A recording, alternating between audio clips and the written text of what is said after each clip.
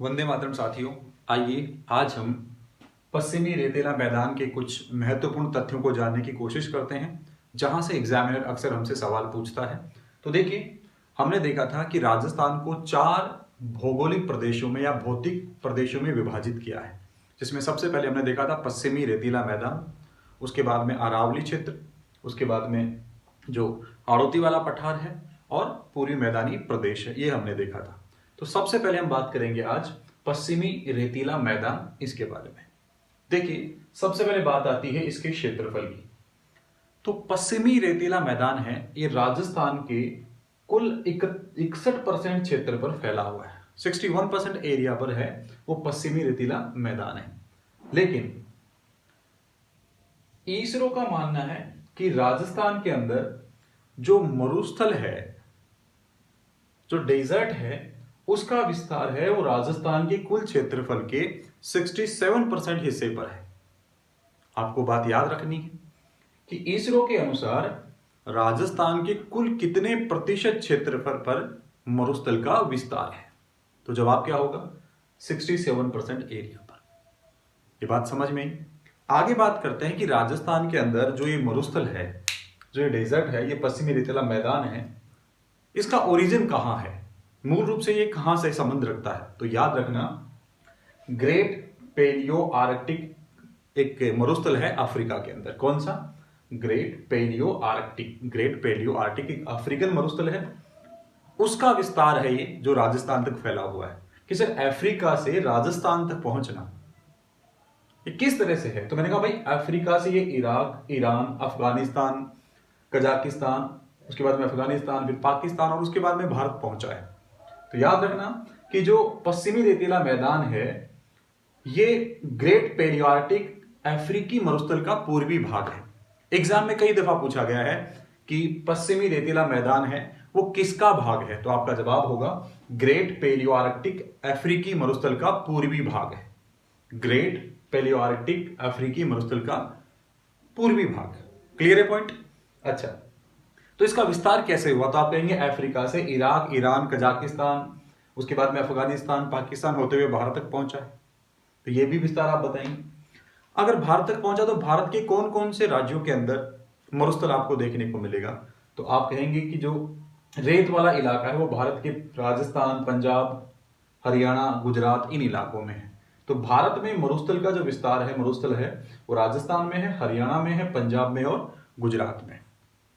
अब यहां से एक सवाल अक्सर पूछा गया है कि इस मरुस्थल का विस्तार है वो किस दिशा में हो रहा है। तो आपका जवाब होगा कि मरुस्थल का विस्तार है वो दिल्ली, हरियाणा, उत्तर प्रदेश और मध्य प्रदेश की ओर हो रहा है। अगर आपसे पूछा जाए कि मरुस्थल के प्रसार की दिशा क्या है, तो आपका जवाब होगा ये दिल्ली, हरियाणा, उत्तर प्रदेश और मध्य प्रदेश की ओर प्रसारित हो रहा है, ये फैल रहा है। अच्छा, दूसरा फैक्ट आपसे अक्सर एग्जाम में पूछा जाता है कि राजस्थान के अंदर जो पश्चिमी रेतीला मैदान का मरुस्थलीय क्षेत्र है, उसका स्लोप क्या है, उसका ढाल किस दिशा में है। तो आपका जवाब होगा कि जो पश्चिमी रेतीला मैदान है, इसका ढाल पूर्व से पश्चिम और उत्तर से दक्षिण की ओर है।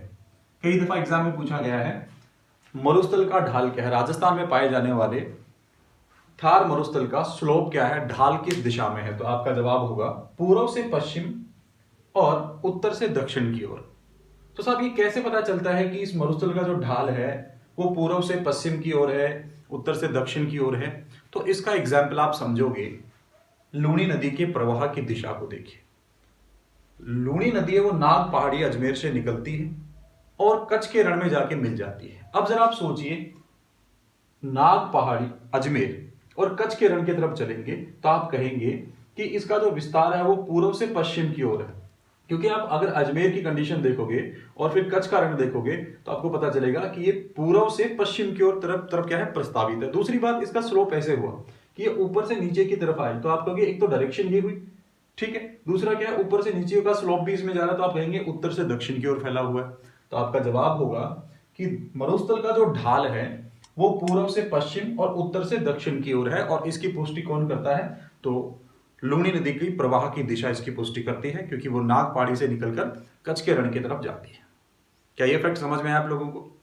आगे देखिए, अब आपसे पूछा जाता है कि राजस्थान के कितने जिलों के अंदर मरुस्थल का विस्तार है, या मरुस्थलीय क्षेत्र में राजस्थान के कितने जिले आते हैं। तो देखिए, राष्ट्रीय कृषि आयोग के अनुसार राजस्थान के 12 जिले हैं, वो मरुस्थलीय क्षेत्र के अंतर्गत आते हैं। तो अगला पॉइंट आपको याद रखना है, राष्ट्रीय कृषि आयोग के अनुसार राजस्थान के 12 जिले मरुस्थल में आते हैं। और वो कौन कौन से जिले हैं, तो आप कहेंगे जैसलमेर, गंगानगर, जोधपुर, बीकानेर, हनुमानगढ़, नागौर, पाली, बाड़मेर, जालोर, झुंझुनू, चूरू, सीकर। कहने का मतलब ये हुआ कि 4 तो ये शेखावाटी वाले आते हैं, झुंझुनू, चूरू, सीकर। ऊपर वाले देखेंगे तो आप देखेंगे कि जैसलमेर है, गंगानगर है, हनुमानगढ़ है, बीकानेर है, ये ऊपर के जो उत्तरी इलाके वाले ये हैं। और मध्य के आसपास देखेंगे तो ये वाला थोड़ा इलाका देखिए, आप कहेंगे नागौर, नागौर के बाद में पाली, फिर आप कहेंगे बाड़मेर और जालोर, ये थोड़ा इधर वाला इलाका आप देखेंगे। तो राजस्थान के कितने जिले मरुस्थल के अंतर्गत आते हैं, तो आप कहेंगे राष्ट्रीय कृषि आयोग के अनुसार राजस्थान के 12 जिले हैं, वो मरुस्थलीय क्षेत्र के अंतर्गत आते हैं। मैं उम्मीद करता हूं ये फैक्ट भी आपको पता होगा, क्योंकि यहां से भी सवाल कई दफा बना है। अब आगे चलते हैं कि जो मरुस्थल है, ये राजस्थान में मरुस्थल का निर्माण हुआ कैसे। तो देखो, कहा जाता है कि पश्चिमी जो मरुस्थलीय प्रदेश है राजस्थान का, ये पर्मिनियन कार्बोनिफेरस, अगर पृथ्वी के भूगर्भिक समय सारणी के अनुसार आप देखोगे तो आपको पता होगा कि पर्मिनियन कार्बोनिफेरस जो समय था, जो काल था, उस समय इस क्षेत्र के ऊपर एक समुद्र हुआ करता था, एक बड़ा जलाशय हुआ करता था। कौन से काल में, तो आपका जवाब होगा पर्मिनियन कार्बोनिफेरस काल में। कौन से भूगर्भिक काल के अंदर की बात हो रही है, याद रखना, पर्मिनियन कार्बोनिफेरस काल के अंदर। तो जहां आज मरुस्थल है वहां पहले क्या था, समुद्र था। तो याद रखना, आपसे पूछा जा सकता है कि किस कालखंड के अंदर यह माना गया है, किस कालखंड के अंदर पश्चिमी मरुस्थलीय प्रदेश एक समुद्री क्षेत्र था, तो आपका जवाब होगा पर्मिनियन कार्बोनिफेरस काल में। फिर क्या हुआ, कालांतर में यहां पर क्या हुआ, दशाओं में परिवर्तन हुआ, कंडीशन चेंज हुई, क्लाइमेट में चेंज हुआ। तो यहां पर क्या हुआ कि जो समुद्र है वो पीछे की तरफ हट गया, और जो छिछला भाग था समुद्र का, पैंदे वाला भाग था, वो ऊपर की ओर उठा है। और उसके बाद में यहां पर शुष्क जो ड्राई कंडीशंस हैं, ड्राई वेदर कंडीशंस है, वो यहां पर होने लगी। तो क्लाइमेट चेंज हुआ और समुद्र का जो छिछला हिस्सा है, तलहटी वाला भाग है, वो ऊपर आ गया। और साथ में क्या हुआ कि जब क्लाइमेट चेंज हुआ तो यहाँ पर जो क्लाइमेट नया बना वो कैसा, शुष्क दशाओं वाला कंडीशन जो है वो क्लाइमेट यहाँ पे बना। तो आप देखिए कि एक तो समुद्री इलाकों के अंदर आप देखोगे तो समुद्र की तलहटियों में सैंडी जो सॉइल है वो होती है, जो क्या कह सकते हैं, रेतीली होगी एक तरह से, क्योंकि वो छरछरी होगी, हल्की फुल्की होगी, है कि नहीं, क्योंकि वो सेडिमेंट से ही बनी होती है अक्सर। अब वो ऊपर उठ गया और साथ में यहां कंडीशन क्या होगी कि शुष्क है, ड्राई कंडीशन यहां पे आ गई, तो अब वो रेत में परिवर्तित होगी। किस में परिवर्तित होगी, रेत में।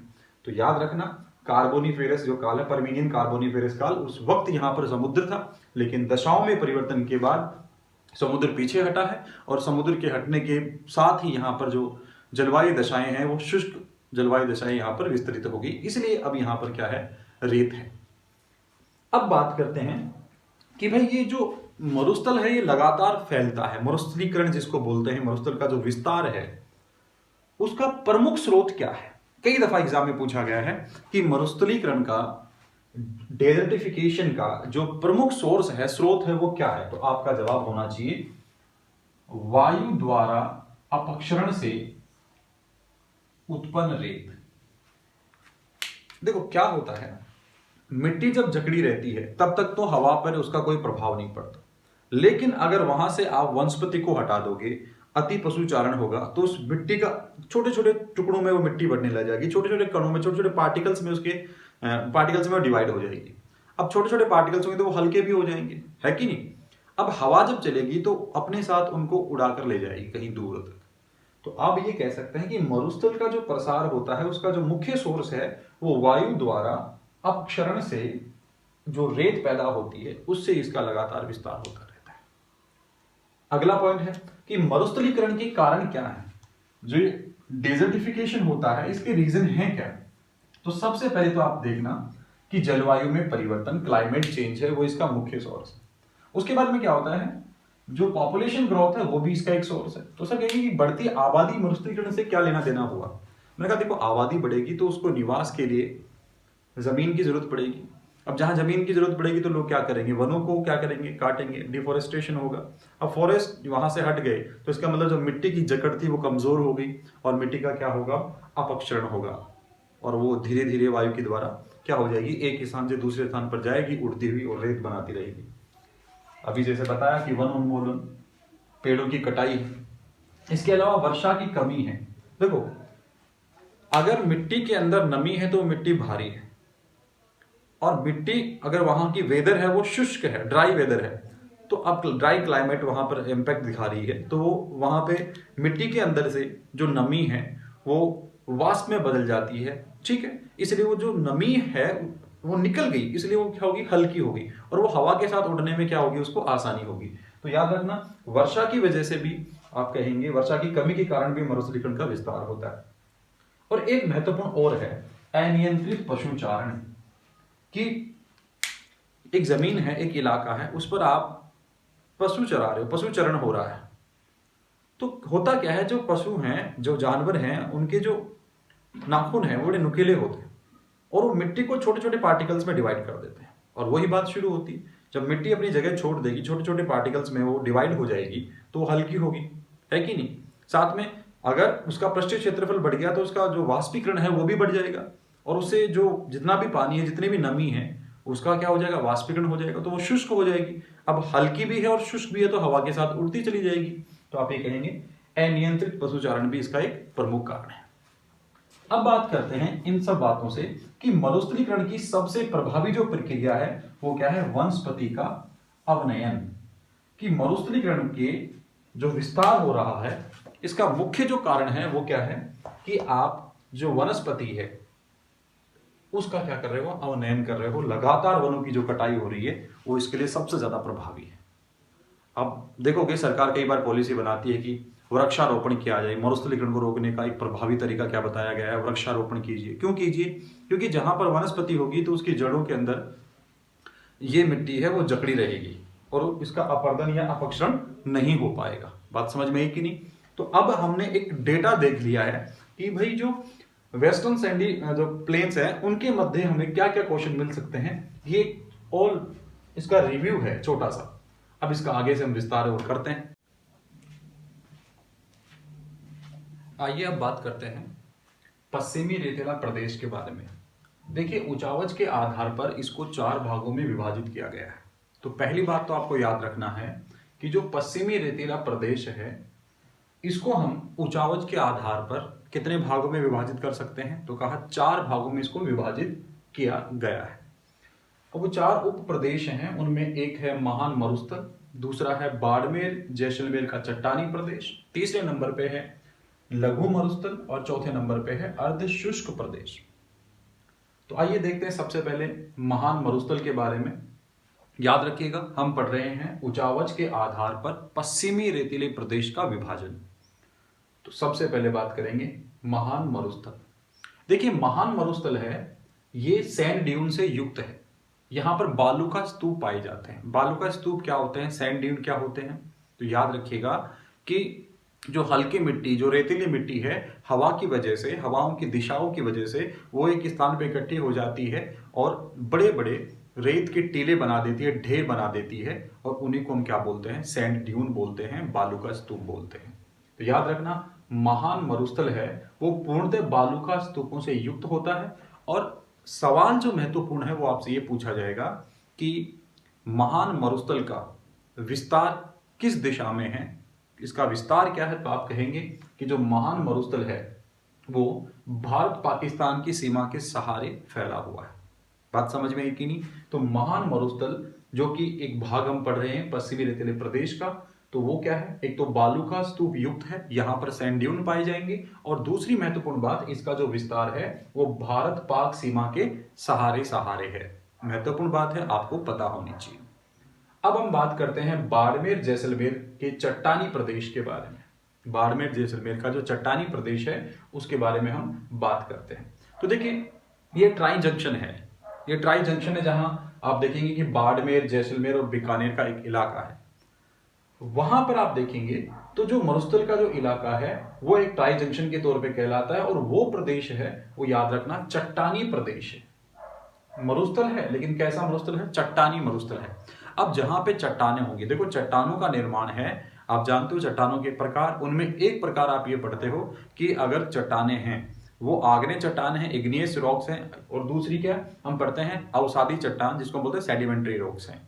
तो अगर सेडिमेंट्री रॉक्स हैं तो उनके अंदर आप देखोगे बहुत सारे सेडिमेंट पाए जाएंगे, वनस्पति के अंश पाए जाएंगे, जीवाश्म पाए जाएंगे, और आपको पता है वनस्पति और जीवाश्म के अंदर कार्बन की मात्रा पाई जाती है, और कार्बन से हम देखते हैं आगे जाके कि पेट्रोलियम और प्राकृतिक गैस है वो हमें प्राप्त होती है। तो याद रखना कि बाड़मेर जैसलमेर का जो चट्टानी प्रदेश है राजस्थान का, ये वही क्षेत्र है जहां पर फिलहाल हम प्राकृतिक गैसें और पेट्रोलियम पदार्थ हैं वो प्राप्त कर रहे हैं। वहां हमें बहुत सारे कुएं मिले हैं जिनसे, जैसे बीकानेर के इलाकों के अंदर हम देखेंगे तो हमें प्राकृतिक गैसों के कुएं मिले हैं, चूरू के इलाके में एक मिला है। इसके अलावा बाड़मेर जैसलमेर का जो इलाका है वहां पर हम देखते हैं कि प्राकृतिक गैस और पेट्रोलियम के जो भंडार है वो प्राप्त हुए हैं। तो दूसरा हमने पढ़ा बाड़मेर जैसलमेर का चट्टानी प्रदेश, तो ये इलाका है, यहाँ पर सेडिमेंट्री रॉक्स हैं, इस वजह से यहाँ पर पेट्रोलियम और प्राकृतिक गैसें मिली हैं। तीसरे नंबर पे हम बात करें तो लघु मरुस्थल। जो लघु मरुस्थल है वो किधर फैला हुआ था? जो बाड़मेर बीकानेर जैसलमेर का जो इलाका है जिसे हम चट्टानी प्रदेश कहते हैं, इसके पूर्व में आप देखोगे तो ये बीकानेर से लेकर कच्छ के रण तक फैला हुआ है। ये प्रश्न आपसे पूछा गया है कि राजस्थान में राजस्थान में लघु मरुस्थल का विस्तार कहां से कहां तक है? तो आपका जवाब होगा, आप कहेंगे बीकानेर से कच्छ के रण तक इसका क्या है? मरुस्थलीकरण प्रदेश के अंतर्गत आता है। तो ये चट्टानी प्रदेश के पूर्व में, याद रखना चट्टानी प्रदेश के पूर्व में आप देखेंगे बीकानेर से कच्छ के रण तक इसका आपको क्या मिलेगा? विस्तार मिलेगा। तो आपने देखा लघु मरुस्थल, तो क्या देखा लघु मरुस्थल में? सबसे पहली बात, ये जो चट्टानी प्रदेश हमने पहले देखा था इसके पूर्व में बीकानेर से लेकर कच्छ के रण तक आप देखेंगे तो वो लघु मरुस्थल का भाग है, उसे लघु मरुस्थल कहेंगे। और फिर आता है हमारा अर्धशुष्क प्रदेश। देखिए अर्धशुष्क प्रदेश है, उसके अंदर एक तो लूणी जो बेसिन है, लूणी का जो प्रवाह क्षेत्र है एक वो, दूसरा शेखावाटी का जो रीजन है, झुंझुनू चूरू सीकर वाला इलाका, इनको हम क्या कहते हैं? अर्धशुष्क प्रदेश के अंतर्गत हम इसको मानते हैं। तो हमने देखा कि जो पश्चिमी रेतीला मैदान है उसको 4 उपभागों में, उप प्रदेशों में विभाजित हम कर सकते हैं अध्ययन की दृष्टि से। तो पहला भाग हमने देखा वो था महान मरुस्थल, दूसरा भाग देखा बाड़मेर जैसलमेर का जो चट्टानी इलाका, इसके बाद में हमने देखा लघु मरुस्थल, और उसके बाद में अर्धशुष्क प्रदेश। तो इन चारों बातों को देखकर हमें समझ में आया कि मरुस्थल के अंदर भी हम अलग अलग वैरायटी देख रहे हैं। कहीं पर हमें सैंड ड्यून मिल रहे हैं जिसको हमने क्या नाम दे दिया? महान मरुस्थल दे दिया। कहीं पर उसी मरुस्थल के अंदर हमें कहेंगे कि चट्टानी इलाका भी है, तो वहां पर हम देखेंगे तो चट्टान है, तो वहां पर हमें पेट्रोलियम पदार्थ और प्राकृतिक गैसें मिल रही हैं। कहीं हम देखते हैं कि जो ये एक छोटा सा बीच में इलाका आ जाता है बीकानेर से लेकर कच्छ के रण तक का, वो भी है तो सैंडी ड्यून, सैंड वाला ही, ड्यून नहीं है लेकिन उसके अंदर, लेकिन आप कहोगे उसमें क्या है? लघु मरुस्थल नाम दे दिया। और एक हमारा बचता है वो है अर्धशुष्क प्रदेश, जिसको हम कहेंगे अर्धशुष्क प्रदेश में क्या क्या आता है? याद रखना लूणी बेसिन और शेखावाटी प्रदेश। बहुत महत्वपूर्ण है, कई दफा पूछा गया है। जो आपसे पूछा जाएगा कि सीकर है वो कौन से इलाके में आता है, तो आप बोलेंगे अर्धशुष्क प्रदेश में आता है, या कह देगा निम्न में से कौन सा अर्धशुष्क प्रदेश में नहीं है, तो आपको पता होना चाहिए। तो याद रखना अर्धशुष्क प्रदेश में क्या है? लूणी बेसिन है, और शेखावाटी प्रदेश यहां देखने को आपको मिलता है। तो ये हमने देखा पश्चिमी रेतीले प्रदेश का जो उप विभाजन किया, सब डिवीजन हमने किया 4 भागों में। अब थोड़ा और समझने की कोशिश करते हैं कि जो पश्चिमी रेतीला मैदान है इसके लिए एक फैक्ट आपको याद रखना है। देखिए यहां पर हम बात करें अरावली की, ये अरावली है, और अरावली के सहारे 50 सेंटीमीटर समवर्षा रेखा निकलती है। कौन सी? 50 सेंटीमीटर समवर्षा रेखा। अब ये समवर्षा रेखा होती क्या है? तो देखिए समवर्षा रेखा क्या है समझना, वर्षा की मात्रा के आधार पर जिन जिन इलाकों में समान वर्षा हुई है उनको हम एक काल्पनिक रेखा से जोड़े, तो जहां पर 50 सेंटीमीटर 50 सेंटीमीटर 50 सेंटीमीटर है तो ये बोलेंगे 50 सेंटीमीटर समवर्षा रेखा है। बात समझ में है कि नहीं? तो 50 सेंटीमीटर समवर्षा रेखा है वो राजस्थान को 2 भागों में विभाजित कर देती है, संपूर्ण राजस्थान को जलवायु के आधार पर। अब इस 50 सेंटीमीटर समवर्षा रेखा के पश्चिम का जो इलाका है, उत्तर पश्चिम वाला जो भी इलाका है, ये इलाका किस में आता है? शुष्क रेतीले मैदान के अंतर्गत आता है। लेकिन अब यहां पर जो हमें चीज समझनी है वो ये है कि जो 25 सेंटीमीटर समवर्षा रेखा है वो क्या करती है कि इस पश्चिमी रेतीले मैदान को भी दो भागों में विभाजित करती है। हमने क्या बोला, अरावली के पैरेलल निकलने वाली 50 सेंटीमीटर समवर्षा रेखा पूरे राजस्थान को दो जलवायु प्रदेशों में विभाजित करती है। ठीक है, एक कौन सा है, मरुस्थल वाला भाग है, दूसरा है अर्ध मरुस्थल वाला भाग है। लेकिन अब बात करते हैं उस रेतीले मैदान, उस पश्चिमी रेतीले प्रदेश को भी दो भागों में विभाजित करने वाली एक समवर्षा रेखा है जिसको हम बोलते हैं 25 सेंटीमीटर समवर्षा रेखा।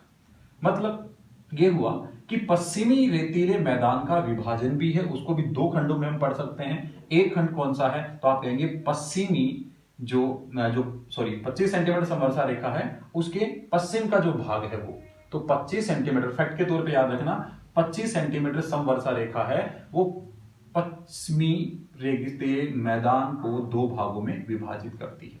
उनमें एक भाग कौन सा है, महान भारतीय मरुस्थल, ग्रेट इंडियन डेजर्ट, जिसको हम क्या बोलते हैं, रेतीला शुष्क मैदान, जिसको भी हम पढ़ रहे हैं।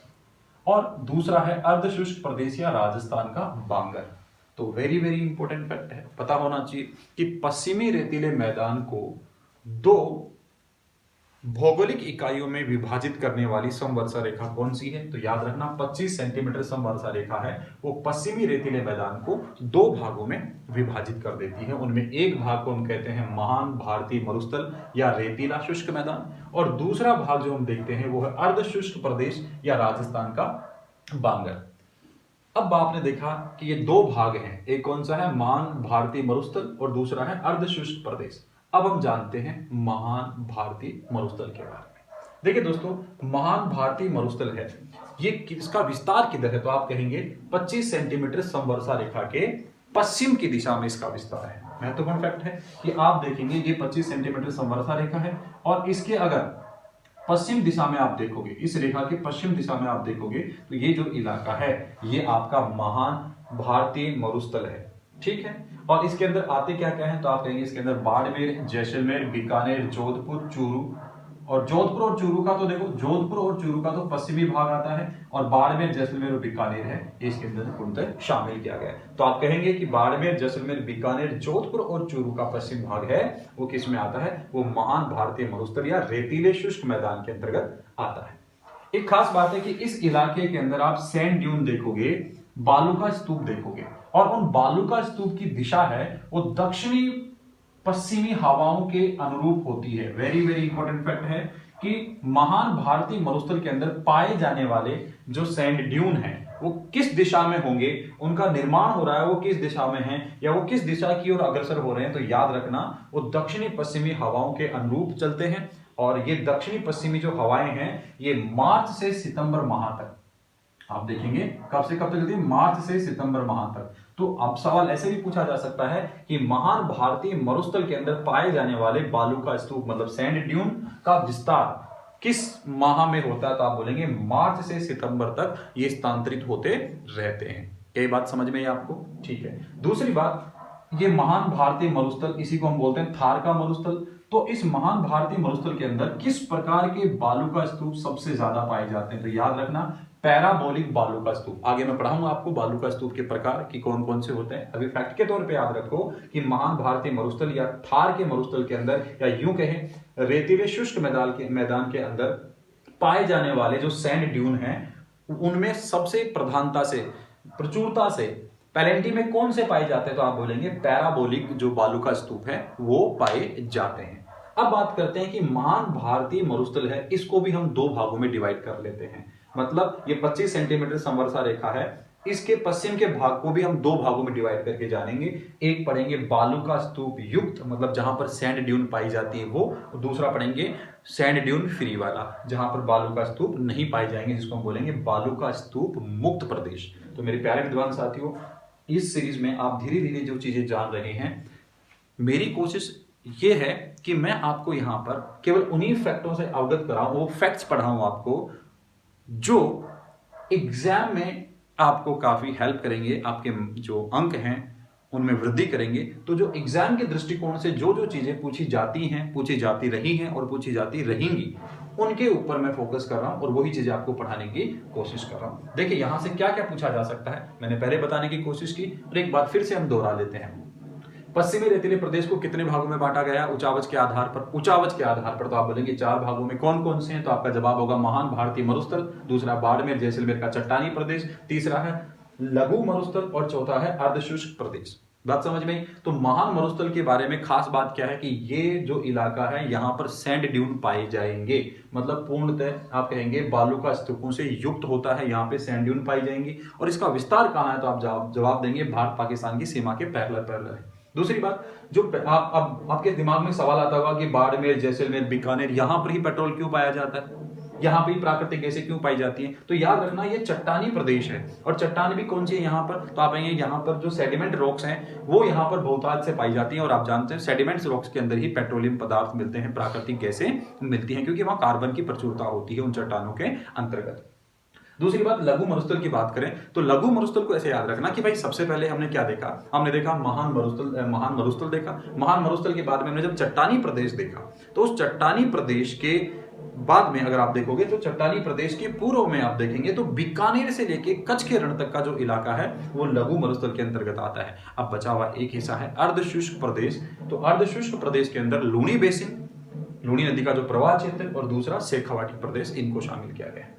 ये यहाँ पे फैक्ट आपको मिले। एक एक फैक्ट आपके लिए एग्जाम के दृष्टिकोण से काफी महत्वपूर्ण है। फिर हमने पश्चिमी जो रेतीला मैदान पढ़ा, इसके विभाजन को देखा। तो 25 सेंटीमीटर संवर्षा रेखा है वो जो पश्चिमी रेतीले मैदान को 2 भागों में विभाजित कर देती है। एक हम पढ़ेंगे महान भारतीय मरुस्थल, जिसको हम रेतीला शुष्क मैदान भी कहेंगे। दूसरा पढ़ेंगे अर्धशुष्क प्रदेश या राजस्थानी का बांगर या राजस्थान बांगर जिसको कहते हैं। अब देखिए यहाँ पे समझना है कि महान भारतीय मरुस्थल है, इसको भी हम 2 खंडों में पढ़ते हैं। एक पढ़ेंगे बालू का स्तूप युक्त, दूसरा पढ़ेंगे बालू का स्तूप मुक्त। उससे पहले हम ये देखें कि महान भारतीय मरुस्थल है, इसके बारे में क्या फैक्ट पता होना चाहिए। तो याद रखना 25 सेंटीमीटर संवर्षा रेखा के ये पश्चिम भाग में स्थित है। इसके अंदर बाड़मेर जैसलमेर बीकानेर जोधपुर और चूरू का पश्चिम भाग मिलता है। खास बात यह कि यहाँ पे जो पाए जाने वाले सैंड ड्यून है, क्योंकि अभी आपने देखा कि यहाँ पर जो बालू का स्तूप है प्रचुरता से मिलेंगे, तो उनकी दिशा किधर होती है? तो आप देखना दक्षिण पश्चिमी हवाओं के अनुरूप होती है, जो मार्च से सितंबर तक चलती है। इस इलाके में आप देखेंगे कि मार्च से सितंबर तक ये जो सैंड ड्यून है ये गतिशील रहेंगे, अपना स्थान परिवर्तित करते रहेंगे लगातार। और सबसे महत्वपूर्ण बात यहाँ पे इसमें देखनी है कि महान भारतीय मरुस्थल, जिसको हम थार का मरुस्थल या रेगिस्तान भी बोलते हैं, थार मरुस्थल बोलते हैं, इसमें किस प्रकार का स्तूप पाया जाता है, किस प्रकार के ड्यून पाए जाते हैं? तो आपका जवाब होगा पैराबोलिक प्रकार के यहाँ पर सैंड ड्यून आपको देखने को मिलेंगे। अब बात करते हैं हम लोग कि जो रेतीला मैदान है उसमें किस प्रकार की स्थलाकृतियों का निर्माण होता है और उनसे संबंधित प्रश्न किस प्रकार से हमें पूछे जाते हैं। तो देखिए, बालू का स्तूप एक है, वो स्थलाकृति है जो मरुस्थलीय क्षेत्रों में पनपती है। तो सबसे पहले बात करें कि अनुदैर्घ्य या पवनावर्ती या रेखीय बालू का स्तूप वो कौन से होते हैं। तो देखिए, पवन के समांतर कि जिस दिशा में हवा चल रही है उसी दिशा के अंदर अगर रेत के टीले बनते जाएं तो उनको हम क्या बोलते हैं? अनुदैर्घ्य प्रकार के या पवनावर्ती या रेखीय, मतलब एक रेखा में जिस दिशा में हवा का प्रवाह है उसी के पैरेलल अगर जो बालू का स्तूप है वो बनते हैं तो उनको हम क्या कहते हैं? अनुदैर्घ्य या पवनावर्ती या रेखीय बालू का स्तूप कहते हैं। अब देखिए, खास बात यह होती है कि इन बालू का स्तूप के अंदर आप देखेंगे कि जो टीले बनेंगे तो हवा उन टीलों के बीच से होकर गुजरती है। तो टीलों के बीच से पवन का प्रवाह होता है और जिसकी वजह से क्या होता है कि वहां से मिट्टी उड़ के चली जाती है। जिन इलाकों के बीच में यूं कहें कि जिन 2 मिट्टी के ढेर के बीच में से अगर हवा निकलेगी तो हवा अपने साथ बीच की जो मिट्टी है उसको उड़ा के ले जाएगी। अब मिट्टी हल्की उड़ के चलेगी तो वहां गड्ढा बन जाएगा और उस गड्ढे में वर्षा जल इकट्ठा हो जाता है, तो वहां पे एक अस्थायी झील का निर्माण होता है जिसे हम रन या क्या बोलते हैं? खड़ीन बोलते हैं। तो अगर आपसे पूछा जाए कि रन या खड़ीन किस प्रकार के बालू का स्तूपों के अंतर्गत पाई जाती है तो आप कहेंगे ये अनुदैर्घ्य या पवनावर्ती या रेखीय बालू का स्तूपों के मध्य बनती है। बहुत महत्वपूर्ण बात है, तो आप याद रखना। पहला तो एक प्रश्न आपसे पूछा जा सकता है कि अनुदैर्घ्य प्रकार के जो बालू का स्तूप हैं उनमें हवा की दिशा क्या होती है या उनका निर्माण किस दिशा में होता है। सवाल ऐसा है, निर्माण किस दिशा में होता है? तो आप बोलोगे पवन की दिशा के समानांतर, पवन की दिशा के अनुरूप होता है, इसलिए इनको रेखीय बालू का स्तूप या अनुदैर्घ्य प्रकार के बालू का स्तूप या पवनावर्ती बालू का स्तूप कहते हैं। और इन्हीं से आगे जाके रन या खड़ीन का निर्माण होता है। सबसे ज्यादा अगर हम देखें तो ये किधर पाए जाएंगे, तो आप देखना ये जैसलमेर के दक्षिणी पश्चिमी भाग में, रामगढ़ के दक्षिणी पश्चिमी भाग में और जोधपुर और बाड़मेर में मिलते हैं। तो आपसे पूछा जाए कि अनुदैर्घ्य प्रकार के पवनावृति या रेखीय बालू का स्तूप कहां पाए जाते हैं, तो आप बोलेंगे जैसलमेर के दक्षिण पश्चिम भाग में, रामगढ़ के दक्षिण पश्चिम भाग में, जोधपुर और बाड़मेर में पाए जाते हैं। अब बात करते हैं अनुप्रस्थ प्रकार के बालू का स्तूप। देखो, अनुप्रस्थ का मतलब है कि अगर पवन इस दिशा में जा रही है, ये पवन की दिशा है, और इसके लंबवत 90 डिग्री के एंगल पे समकोण के ऊपर अगर यहां मिट्टी का ढेर बन जाता है, तो देखो अब ये इस तरह की आकृति हो जाएगी, इस तरह की आकृति। बात समझ में आई कि नहीं? तो अगर लगातार हवा की दिशा ये रही, लगातार हवा की दिशा, लगातार लंबे समय तक, दीर्घ काल तक हवा इसी दिशा में प्रवाहित हो रही है, तो इसके यहां पर बहुत सारे मिट्टी के ढेर, बहुत सारा मिट्टी का ढेर इकट्ठा हो जाएगा समकोण के ऊपर। तो आप क्या बोलेंगे कि दीर्घ काल तक पवन का एक ही दिशा में प्रवाह, और उसके बाद उसके समकोण पर, पवन की दिशा, हवा की दिशा के समकोण पर जो बालू का स्तूप बनते हैं, उन्हें हम क्या कहते हैं? अनुप्रस्थ प्रकार के बालू का स्तूप कहते हैं। मेरी बात समझ में आई ना? अनुप्रस्थ का मतलब वो 90 डिग्री का एंगल बनाएगी, किसके साथ? हवा की दिशा के। तो जो हवा की दिशा होगी उसके अपोजिट में क्या करेगी? 90 डिग्री का एंगल बना लेगी। तो उसको हम क्या कहते हैं? अनुप्रस्थ प्रकार के बालू का स्तूप कहते हैं। और ये मुख्यतः सूरतगढ़, रावतसर, झुंझुनू, चूरू और बीकानेर में पाए जाते हैं। तो आपसे पूछा गया है कि झुंझुनू में किस प्रकार के बालू का स्तूपों का निर्माण होता है, तो आप बोलेंगे अनुप्रस्थ प्रकार के बालू का स्तूपों का निर्माण होता है। अब बात करते हैं बरखान के बारे में। देखिए, बरखान होते क्या हैं? ये गतिशील अर्धचंद्राकार बालू का स्तूप होते हैं, लगातार गति करते रहते हैं, एक स्थान से दूसरे स्थान तक इनकी गति होती रहेगी, मतलब स्थान परिवर्तन इनका नियम है।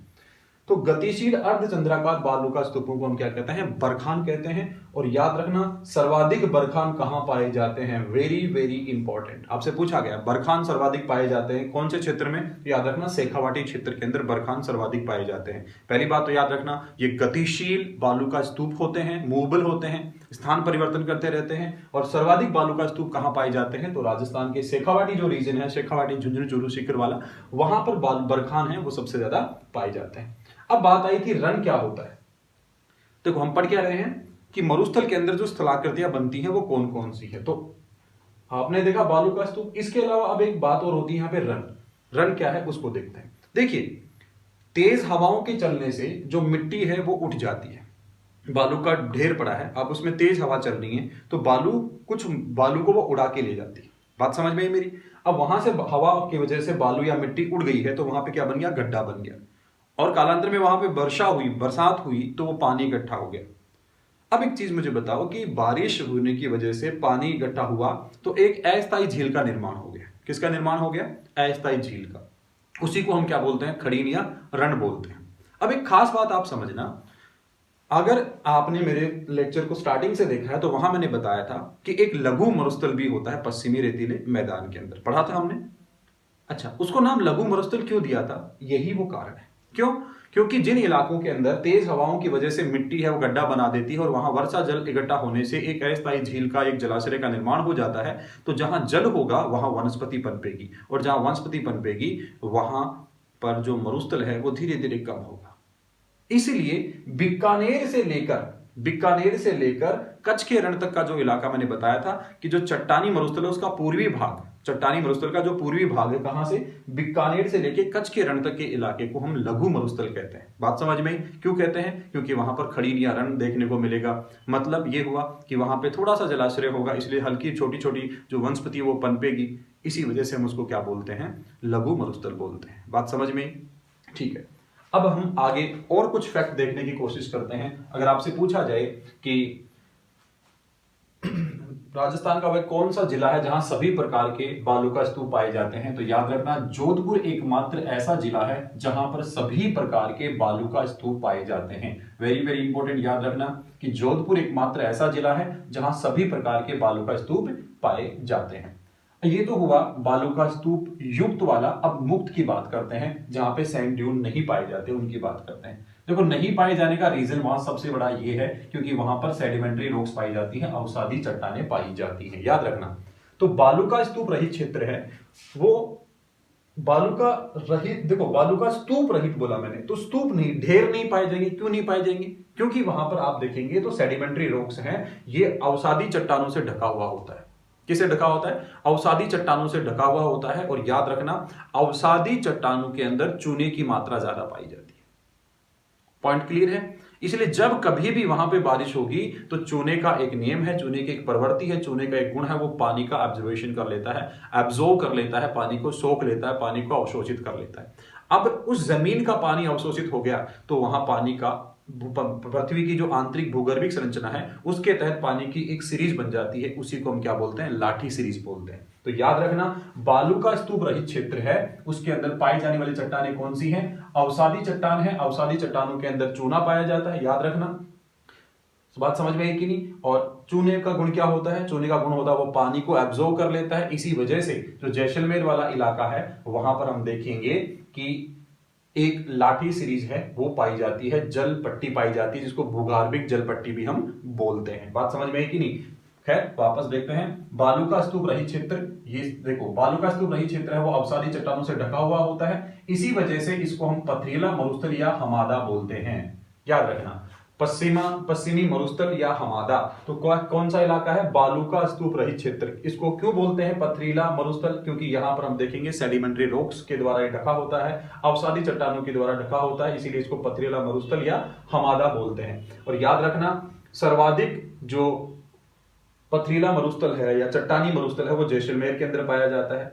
अच्छा, खास बात क्या है कि ये जो बालू का स्तूप रहित क्षेत्र है ये ट्राई जंक्शन के अंदर आता है, जिसमें जैसलमेर, बाड़मेर और बीकानेर का वो इलाका, जैसलमेर, बाड़मेर और बीकानेर का एक ट्राई जंक्शन है, उसके अंदर मैं लास्ट वीडियो में बताया था आपको कि जैसलमेर, बाड़मेर और बीकानेर का जो इलाका, जहां पर जिसको हम क्या बोलते हैं, ट्राई जंक्शन बोलते हैं, वहीं पे क्या पाई जाती है, अवसादी चट्टानें पाई जाती है, सेडिमेंट्री रॉक्स पाई जाती हैं। और यही जो लाठी सीरीज का इलाका है ना, जैसलमेर, बाड़मेर, बीकानेर वाला इलाका, इसी के अंदर भूगर्भिक जल पट्टी पाई जाती है, जिसका कारण क्या बताया मैंने, क्योंकि वहां पे अवसादी चट्टानें होती हैं, अवसादी चट्टानों में चूना होता है, चूने का गुण होता है पानी का ऑब्जर्वेशन कर लेता है, पानी को सोख लेता है, पानी का अवशोषण कर लेता है, और एक भूगर्भिक जल पट्टी का निर्माण हो जाता है। इसी वजह से वहां पर लाठी सीरीज पाई जाती है, ठीक है। और इसे हम क्या कहते हैं, इसे कहते हैं पथरीला मरुस्थल या हमादा। तो ये याद रखना, ऐसे पूछा जा सकता है हमादा क्या है, तो आप बोलेंगे पथरीला मरुस्थल, या यूं कहें बालू का स्तूप रहित क्षेत्र को हम हमादा कहते हैं। याद रखना, सर्वाधिक जो चट्टानी मरुस्थल पाया जाता है वो कहां पाया जाता है, जैसलमेर के अंदर। और एक और भी महत्वपूर्ण सवाल आपसे पूछा जाए कि पश्चिमी रेतीले मैदान का कितना प्रतिशत भाग है वो बालू का स्तूप रहित क्षेत्र है या अवसादी चट्टानों से ढका हुआ है। याद रखना, वेरी वेरी इंपॉर्टेंट सवाल ऐसे बनेगा, बालू का स्तूप रहित क्षेत्र है वो पश्चिमी रेतीले मैदान का कितना प्रतिशत भाग पर है, तो आप कहेंगे 41.5% भाग पर बालू का स्तूप रहित क्षेत्र है। किसका, याद रखना, पश्चिमी रेतीले मैदान का, ठीक है। अब बात करते हैं पलाया। पलाया क्या होती है, तो कहेंगे एक अस्थायी झील होती है, जो हमने देखा था। अभी बात की थी रण क्या होता है, तो आपने कहा रण, हमने देखा अभी कि एक अस्थायी झील का निर्माण हो जाता है और वो ही क्या करती है, आगे हल्की वनस्पति का निर्माण कर देती है। अब रण क्षेत्रों की बात करें तो दो का बहुत नाम आता है, जैसे एक तो होता है थोब रण, कहां पर है, कई बार पूछा जाता है। थोब पाया जाता है बाड़मेर में, और बाप रण क्षेत्र है वो जोधपुर के अंदर है। याद रखना, वेरी वेरी इंपॉर्टेंट, कई दफा सवाल पूछा गया है कि थोब रण कौन से इलाके में है, तो कहेंगे बाड़मेर में। आपसे पूछा जाए बाप रण क्षेत्र कहां है, तो जोधपुर में।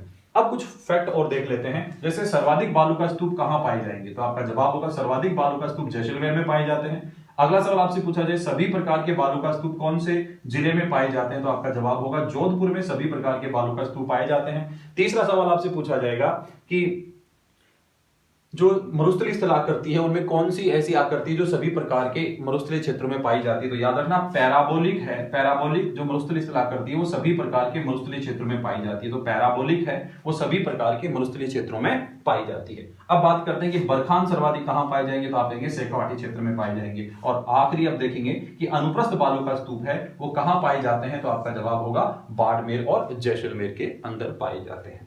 तो ये हमने देखा कि भौतिक विभाजन या भौतिक उपभागों के तहत राजस्थान का जो विभाजन हमने किया था उसमें पश्चिमी रेतीला मैदान हम पढ़ रहे थे। पश्चिमी रेतीला मैदान के अंदर हमने देखा कि इसको भी हमने जो 25 सेंटीमीटर समवर्षा रेखा है वो दो भागों में बांट देती है, ठीक है। तो उसके एक भाग को हमने पढ़ने की कोशिश की थी शुष्क क्षेत्र वाले की। अब आगे हम पढ़ेंगे कि राजस्थान का बागर, जो अगले वीडियो में आपको देखने को मिलेगा। मैं उम्मीद करता हूं ये लेक्चर अगर आपने ध्यान से सुना है तो यहाँ बहुत सारे प्रश्न आपके क्लियर हो जाएंगे और जो एग्जाम में आपको काफी हेल्प करेंगे। धन्यवाद।